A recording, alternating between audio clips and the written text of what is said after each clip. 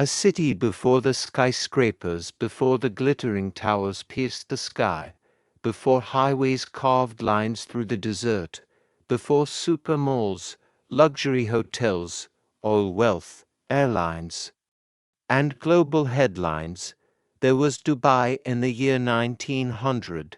It was a quiet settlement resting gently along the slow, tidal waters of the Dubai Creek, where wooden dhows rocked lazily under the sun and the call of seabirds echoed across the banks. The air carried the scent of salt, fish, and burning palm wood, and life moved at the rhythm of the tides rather than the clock. The town itself was modest yet resilient, a tight cluster of coral stone houses built from the sea itself, their walls thick and pale, designed to hold back the relentless heat. Above many roofs rose wind towers, carefully crafted to capture even the faintest breeze and funnel cool air into living spaces below.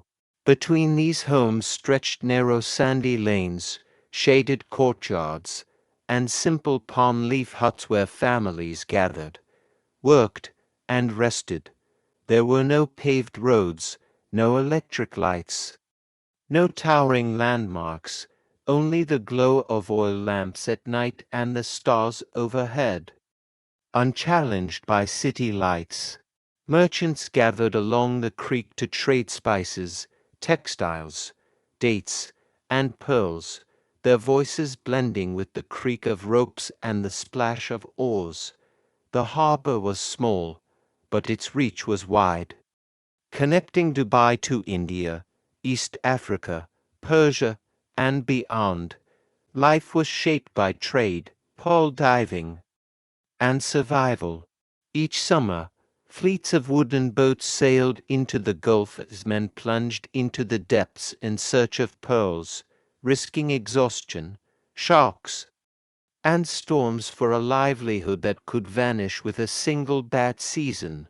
On land, women managed households, repaired nets, tended children, and preserved traditions that had endured for generations. This was a place where the desert pressed close, where sandstorms could swallow paths overnight and fresh water was precious. Yet it was also a place of ambition and endurance, where hardship forged community and necessity inspired innovation. To understand Dubai today, its speed, its scale, its hunger for the future, we must journey back to this earlier time, when it was still a small port town on the edge of the Arabian desert.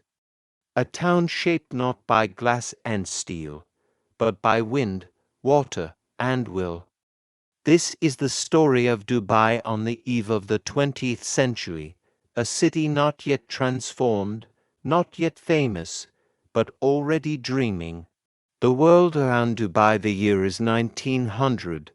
Across much of the globe, the Industrial Revolution is in full force, transforming societies at a breathtaking pace. In Europe and North America, factories thunder day and night, their smokestacks darkening the skies as machines replace hand labor. Railways stretch across continents, binding cities together with iron and steam. Steamships churn across vast oceans, shrinking distances that once took months to cross. Telegraph wires hum with messages, allowing empires to speak across thousands of miles in mere moments. The modern world is awakening loud, fast, and mechanical, but in the Arabian Gulf, time flows differently. Here, life still moves to ancient rhythms, guided by the seasons, the tides, and the stars. Camel caravans trace long, familiar paths across endless desert sands, carrying dates, cloth, and stories from oasis to oasis along the coast. Sailboats with triangular lateen sails glide silently over turquoise waters, propelled not by engines but by wind and experience passed down through generations. And there, at the meeting point of land and sea, stands Dubai small, sandy, and windswept. It is not yet a metropolis of glass and steel. It is not yet the capital of a nation or a name printed on global maps. It is a harbor town, modest in size yet rich in position. Dubai sits at a natural crossroads, where desert routes meet maritime trade lanes. Bedouin tribes arrive from the interior with camels and goods. Sailors dock their dhows along the creek after weeks at sea. Pearl divers prepare for long, dangerous seasons beneath the Gulf surface. Merchants bargain in shaded markets, exchanging languages, currencies, and customs in the daily ritual of commerce. Though the world beyond the region barely notices Dubai's existence, its quiet importance is already taking shape. Ships stop here to resupply. Traders spread its reputation by word of mouth. Routes that have connected east and west for centuries pass close enough to leave their imprint. The great powers may not yet see Dubai on their maps, but the trade winds know it, the caravans know it, and the sea already carries its name in whispered promise. The landscape and settlement. If you stood in Dubai in 1900, this is what you would see, not the skyline of the future, but a landscape shaped by nature, necessity, and human endurance. There are no skyscrapers cutting into the sky, no artificial islands sculpted from the sea, no highways stretching endlessly across the desert. Instead, soft, rolling sand dunes ripple outward in every direction, their shapes constantly reshaped by the wind. Beyond the settlement, the desert feels vast and watchful, its silence broken only by the sound of shifting sand and distant camel bells. Survival here depends on knowledge of water, of weather, of timing, near precious freshwater wells. Palm groves gather like green islands amid the sand.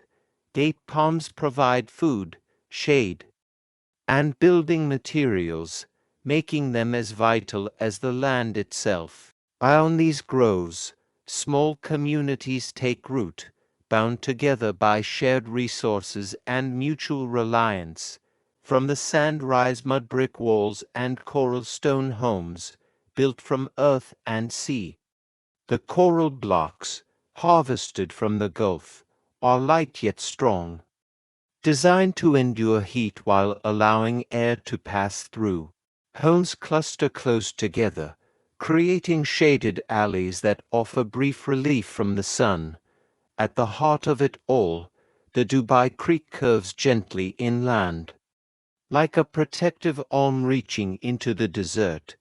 Its calm waters are the town's lifeline, a harbor, a marketplace, and a gateway to the wider world. On one bank stands Bur Dubai, home to long-established families, tribal leaders, and the rulers' residences. Here, open markets unfold in dusty courtyards, where merchants sell cloth, spices, tools, and food beneath woven awnings. Conversations carry easily in the dry air, blending business with community life. Across the water lies Deira, alive with movement and exchange. Traders unload goods from arriving dhows, stacking them in warehouses and small shops that line the shore. Coins change hands, bargains are struck, and news from distant ports spreads quickly along the creek. Boats crowd the water's edge. Wooden dhows rest on the sand, their hulls scarred from long journeys across the Gulf and beyond. Sails are folded neatly, ropes coiled and tied round weathered wooden posts darkened by salt and sun. Each vessel tells a story of trade, risk, and return. The air is rich with layered scents, salt water from the creek, sweet dates drying in the sun, wood smoke drifting from cooking fires, and always the sea breeze slipping inland, offering brief comfort against the heat. Above the rooftops rise wind towers of tall, square structures that serve as ancient desert air conditioning. They catch even the faintest breath of wind, guide it downward through narrow channels, and cool the rooms below where families gather, eat and sleep, ingenious and silent. They are symbols of adaptation in a harsh land. Life here is simple, shaped by routine and tradition. But it is never easy. Every day demands effort, securing water, trading goods, enduring heat, and preparing for uncertainty. Yet within this demanding landscape, a resilient settlement endures or grounded, resourceful, and quietly preparing for a future no one can yet imagine. Who lived in Dubai? Dubai in 1900 is small in size, but rich in people, stories, and connections. It is home to many communities, drawn together by trade, geography, and the promise of opportunity along the Gulf. At its heart are local Arab families, whose roots stretch deep into the desert and the coast. Their ancestors herded camels across ancient caravan routes, navigated by stars and memory, and settled near the creek where water and trade offered a chance to endure. These families form the backbone of the town's social life, preserving customs, oral histories, and tribal ties that define identity and belonging. Across the water and along the docks are Persian traders from the opposite shore of the Gulf. Many have crossed seeking stability, commerce, and safer harbors for their goods.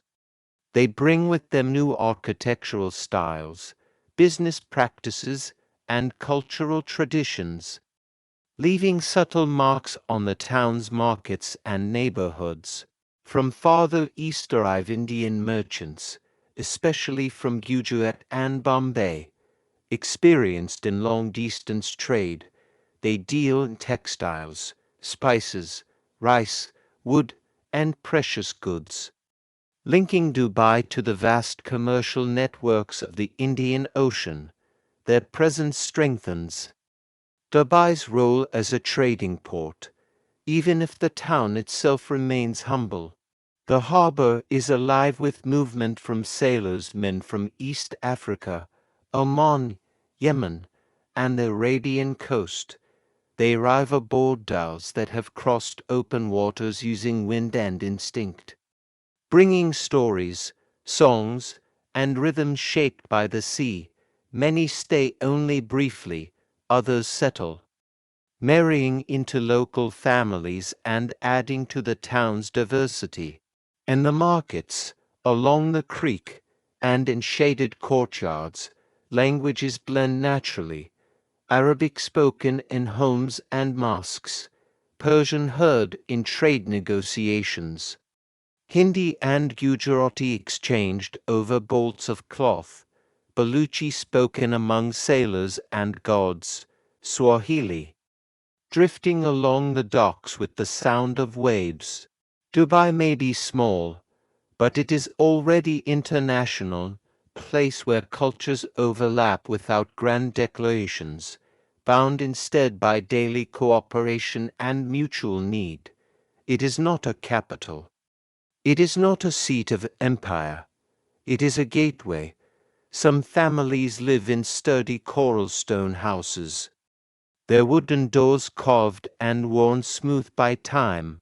Inside are shaded courtyards where meals are shared, water jars are kept cool, and evenings bring conversation and rest.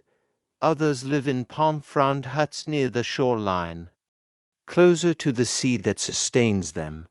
Their lives follow the tides and seasons of fishing, sailing, repairing nets, and waiting for the monsoon winds that carry boats outward and home again. Communities are close-knit. Neighbors know one another by name and lineage. Families share food in times of plenty and hardship alike. Children run barefoot through narrow alleys and sandy courtyards, their laughter echoing between walls. Life revolves around enduring principles, faith, guiding daily rhythms and moral life, work, demanding constant effort and skill, honor, shaping reputation and trust, and above all survival, in a land where nothing is taken for granted. This is Dubai in 1900, a small town of many peoples, held together by cooperation, resilience, and the quiet belief that tomorrow might bring something better. Rulers and leadership in 1900, Dubai is ruled by the Al Maktoum family, whose authority rests not on grand palaces or large armies, but on legitimacy, negotiation, and an intimate understanding of the land and its people. Leadership here is personal and visible. The ruler is not distant, he listens, mediates disputes, and weighs decisions carefully, knowing that the survival of the town depends on balance rather than force. The leadership style is pragmatic, shaped by necessity and foresight. The rulers understand a crucial truth about Dubai's geography and limitations. Dubai does not possess vast farmland. It has no great rivers to nourish crops, no fertile valleys to sustain large populations. What it does have is position. Situated along vital maritime routes and at the edge of desert trade paths, Dubai's strength must come from commerce. The Al Maktoum rulers embrace this reality and build policy on it, rather than controlling trade tightly. They choose to encourage it. Taxes are kept light, allowing merchants to profit and reinvest. Markets are kept open, accessible to all who wish to trade. Foreign merchants are welcomed, not restricted or burdened. This approach sets Dubai apart from neighboring ports. Word spreads quickly across the Gulf and beyond. Here is a place where deals are honored, rules are fair, and rulers value prosperity over control. Gradually, traders, sailors, and entrepreneurs begin to relocate to Dubai, bringing skills, capital, and connections. They come because trade is freer, because rules are clearer and fairer, because opportunity exists. Even in a small town of sand and stone, the town grows quietly, not through conquest or coercion, but through trust. Each successful season strengthens Dubai's reputation as a safe harbor for business, a place where hard work is rewarded and agreements are respected. This philosophy of leadership will one day shape the Dubai the world recognizes, a city built on openness, ambition, and global exchange. But in 1900, that future is far from certain. Dubai remains fragile. A powerful storm could destroy boats and livelihoods. A failed pearl season could push families into hunger and debt. A long drought could strain water supplies beyond endurance. Every success is provisional, every gain vulnerable. Leadership in this era means constant adaptation, reading the winds, the markets, and the moods of the people. It means choosing flexibility over rigidity, diplomacy over dominance, and in a town where survival is never guaranteed, every decision counts. The pearl diving season of Dubai in 1900 has a heartbeat. It is the pearling industry. Pearls are more than a source of income. They are the lifeblood of the town, binding families, shaping seasons, and determining whether a year will bring prosperity or hardship. From late spring to early autumn, Dubai transforms as the heat intensifies and the sea grows calm enough for long voyages. Hundreds of wooden dhows are readied for departure. Along the creek and the open shoreline, the harbor comes alive with motion and noise. Sailcloths are inspected, repaired, and raised. Ropes are coiled and tested. Baskets, tools, and diving stones are stacked carefully on board. Food supplies are loaded, sacks of dates, rice, dried fish, and water enough to sustain crews for months at sea. Families gather at the water's edge, voices overlapping with emotion and urgency. Mothers adjust headscarves and press final instructions into eager ears. Wives offer quiet prayers. Children cling to fathers and brothers, knowing the separation will be long and uncertain. Then they depart, young men making their first dives, middle-aged captains seasoned by years of sun and salt, highly skilled divers whose lungs and courage have been tested again and again. For months at a time, they leave the safety of shore behind. Life aboard a pearling dhow is brutal and unrelenting. There is little comfort and no escape from the elements. Days begin before sunrise and end only when exhaustion takes over. Divers plunge into the depths without oxygen tanks or protective gear, relying on nothing more than a nose clip, a heavy stone weight tied to their foot, and a rope held by a crewman above.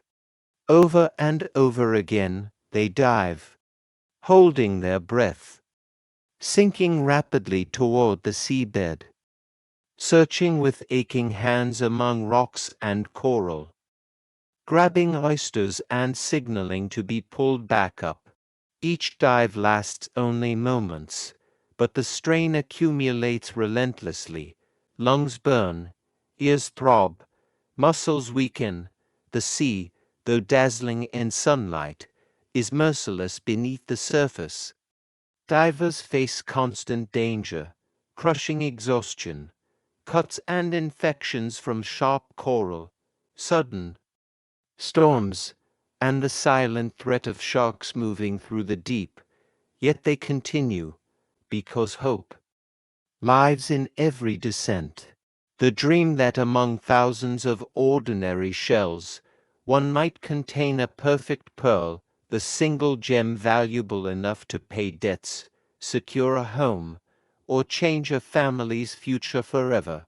Back in Dubai, life slows. With so many men at sea, markets grow quieter. Women take on added responsibilities, managing households and supporting one another through long weeks of waiting. Mothers glance often toward the horizon.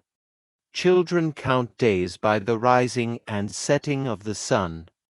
And the mosques, prayers fill the air for calm seas, safe returns, and successful harvests from the deep. Pearling is not merely an industry. It is a way of life, a cycle of risk and hope repeated year after year. And in 1900, the fate of Dubai itself is inseparable from the sea, rising and falling with every tide, every voyage, and every breath held beneath the waves. Trade along the creek when the pearling boats finally return, their sails appearing on the horizon like pale wings against the sky. The Dubai Creek comes alive once more. The quiet months of waiting end in a surge of movement. Dhows crowd the waterway, their hulls heavy with oysters and men worn thin by the sea. Along the banks, merchants gather eagerly at the docks, calling out greetings and news as ropes are thrown ashore and boats are secured. The air fills with voices, footsteps, and the creak of wood against wood. Pearl traders set up in shaded corners and low rooms near the waterfront. One by one, the oysters are opened, and each pearl is examined under soft, careful light. Fingers turn them slowly, judging luster, size, and perfection. Prices are whispered, debated, and agreed upon. A single exceptional pearl can draw a crowd, its value measured not only in money, but in the futures it might reshape. Yet pearls are only part of the story. Beyond the pearling trade, Dubai thrives as a center of exchange. Goods flow constantly through the creek, dates harvested from nearby groves, textiles arriving from India in rich colors and fine weaves, spices whose aromas drift through the markets, dried fish prepared along the shore, timber imported for boats and buildings, camel hides, wool, and products carried in from the desert, from the interior. Caravans arrive after long journeys across the sands. Camels kneel at the edges of the settlement as loads are unloaded, goods that have crossed vast distances guided by memory and stars. From the sea, does bring cargo from distant ports, their crews exchanging stories of storms, foreign harbors, and shifting prices. Here, goods move seamlessly from land to sea, and from sea to land. Dubai becomes a middle ground, a natural meeting place where worlds overlap. Indian cloth meets Arabian pearls, Persian carpets meet African goods, desert caravans meet ocean sailors. Deals are struck in courtyards, along the docks, and beneath palm frond shelters. Trust is essential. A reputation for honesty and fairness travels faster than any ship, and Dubai's growing reliability draws more traders with every successful season. The creek itself is more than a channel of water. It is the town's lifeline, its harbor, its marketplace, and its connection to the wider world. Every tide brings opportunity or risk. Every anchor dhow represents livelihoods tied to its waters. Without the creek, there would be no trade. Without trade, there would be no town. It is this narrow, winding inlet, quiet yet powerful, that sustains Dubai, feeding its economy, shaping its identity, and quietly preparing it for a future far beyond the imagination of 1900. Daily life and community. Let us step inside a home in Dubai, 1900, away from the glare of the sun and the noise of the creek. At the heart of the house lies the courtyard, open to the sky, yet shaded by high walls that trap cool air. This space is the center of family life. Water jars are kept in the shade. Mats are laid out for sitting and sleeping during the hottest hours of the day. The courtyard offers relief, a place where time seems to slow. Meals are shared communally, gathered round large trays placed on the ground. Food is simple but nourishing, rice prepared with care, sweet dates from nearby groves, fresh or dried fish from the Gulf, flatbread baked on hot stone or metal plates, hands reach. Together, reinforcing bonds of family and trust. No one eats alone unless necessity demands it. As evening falls and the heat softens, people move outdoors, beneath a sky filled with stars unchallenged by artificial light. Families and neighbors sit together. Stories are told of ancestors, long journeys, and seasons at sea. poetry is recited. Verses memorized and passed down across generations. Men discuss trade, prices, and distant ports, while elders offer advice shaped by experience. Faith guides every aspect of daily life. Before dawn, the soft call to prayer rises from the mosques, marking the beginning of the day. Work pauses when prayer times arrive, regardless of trade or task.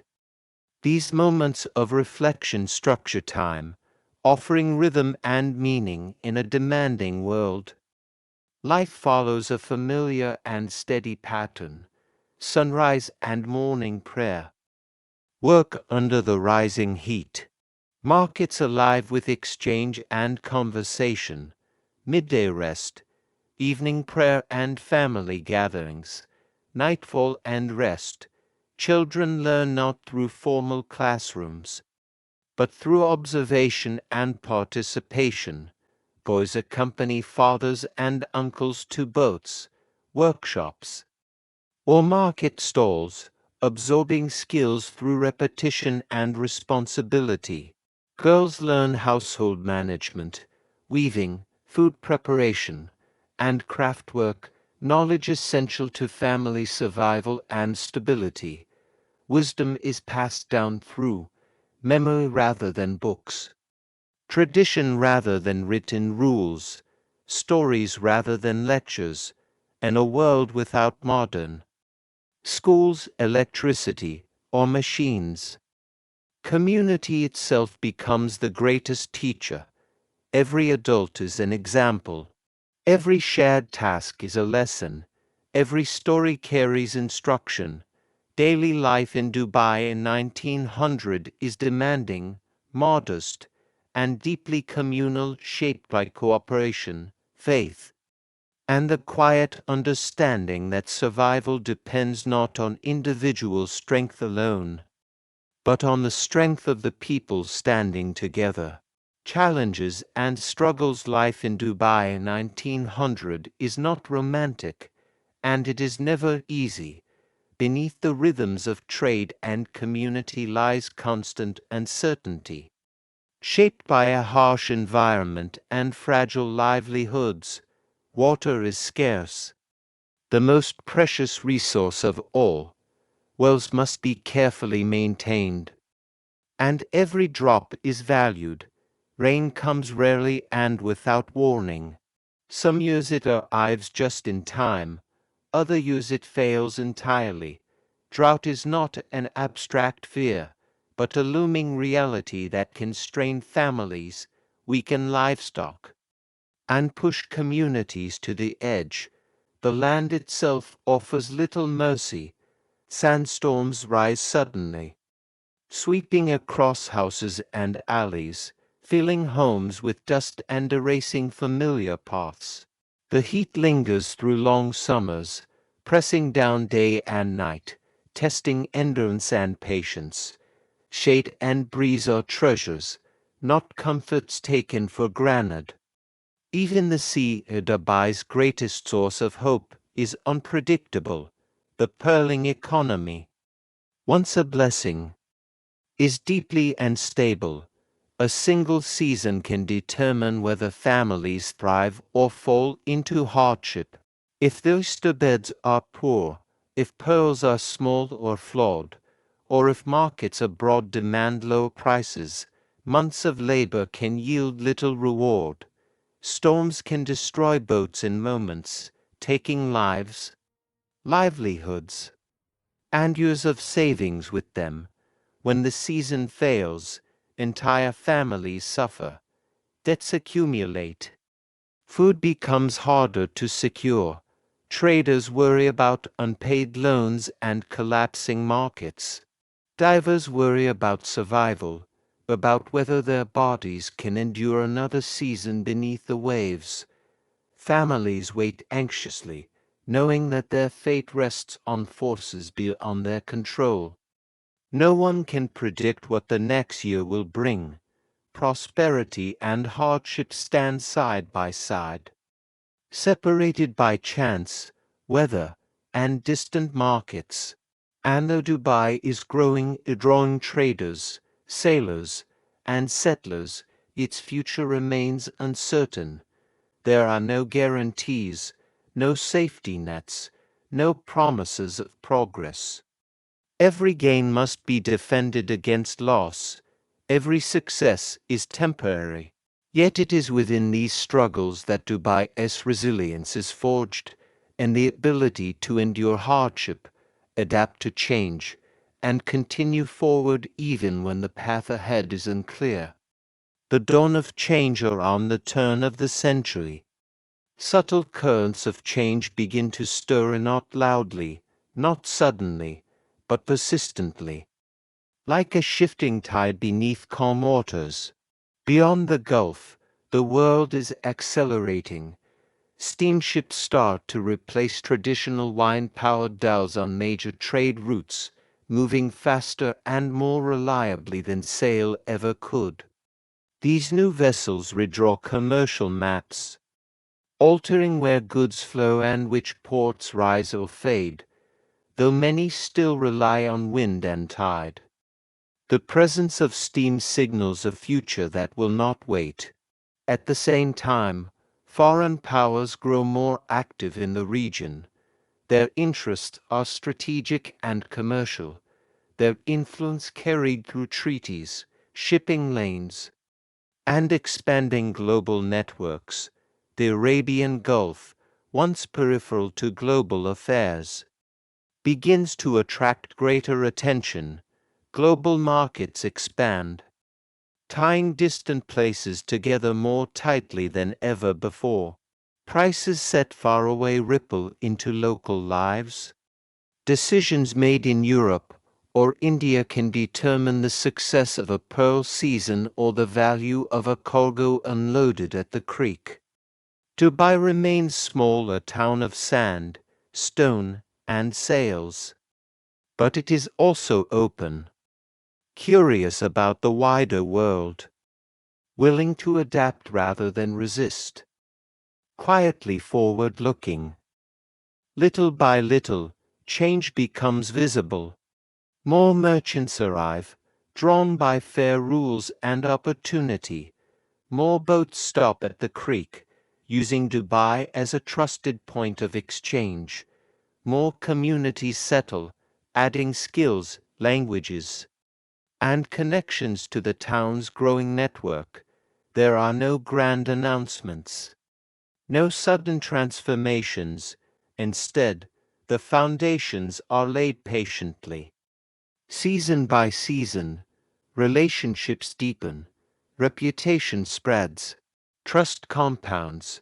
The seeds of transformation are being planted not through oil, which has yet to be discovered, and not through towering buildings that exist only in imagination, but through trade, sustained by geography and vision, through resilience, forged in hardship and uncertainty, and through openness, a deliberate choice to welcome people, ideas, and exchange. These values, shaped long before modern development, will one day guide Dubai's leap into the future, carrying a small creekside settlement toward a destiny far greater than anyone in 1900 could force. A city of possibility. As the year 1900 draws to a close, Dubai remains modest in size. It is still a town of sandy streets, coral stone homes, palm huts, and wooden dhows rocking gently along the creek. Life moves slowly compared to distant industrial capitals, yet it is rich in community, trust, faith, and hard work. Every day is shaped by human effort and the natural world, the tides, the desert sun, and the unpredictable seas. Yet beneath this quiet, unassuming surface lies something far more powerful: ingenuity in the ways families adapt to heat, scarcity, and uncertainty, ambition in the eyes of traders, divers, and sailors striving for a better life. A willingness to adapt in leaders who embrace openness and fair commerce, knowing survival depends on it.